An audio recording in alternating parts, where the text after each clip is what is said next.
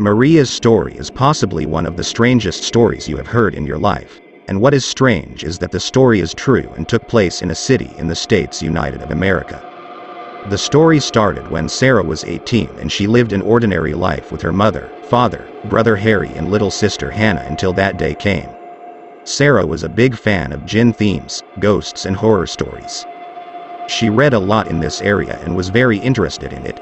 One day, after Sarah woke up in the morning, this mysterious message arrived on Sarah's phone, as Sarah usually wakes up and plays with her phone a bit. Sarah chose you to avenge me because you are the only person who will take my revenge, Sarah replied with astonishment. Who are you? He replied immediately, it doesn't matter who I am, but I'll tell you my story. I've been dead for more than 4 years. Someone killed me for no reason.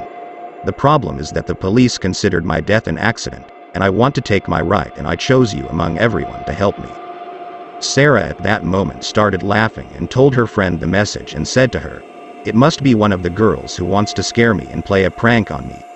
Suddenly, while reading the message to her friend, she received another message from the same number that says, never read my messages to anyone here. Sarah got a little scared, and without introduction I blocked her number. The next morning, Sarah went downstairs to have breakfast with her family, and there she told them of the strange message she had received. Here, his father told him not to be afraid of people who try to annoy you and scare you. Sarah was not scared at all and went on with her day as usual and went to her studies and met her friend. While Sarah was driving home with her, she received a message from the same number written in it.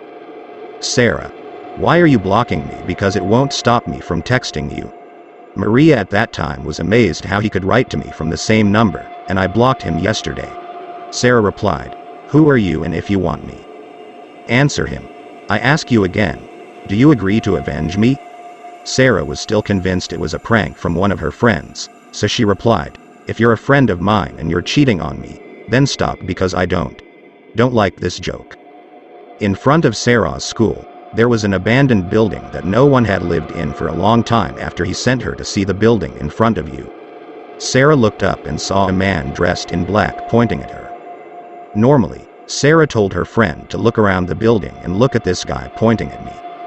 Her friend seemed fine, but she didn't see anyone there.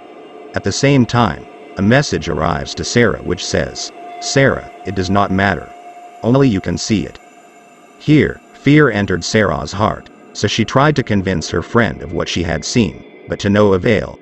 In this case, Sarah decided to stop responding to this person and ignore her. Days passed and messages came to Sarah, but she did not respond.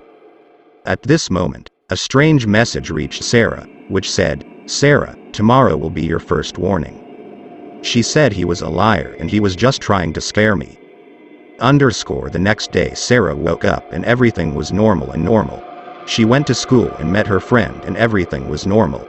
Sarah came home and her dad's phone was ringing. A difficult and critical situation. Sarah, at that moment, remembered this person's message and the warning and threat he had given her. They quickly went to the hospital and found that Harry's condition had improved and stabilized. Sarah told her father about the threat she had received on her phone, and her father decided to go to the nearest police station to report this threat.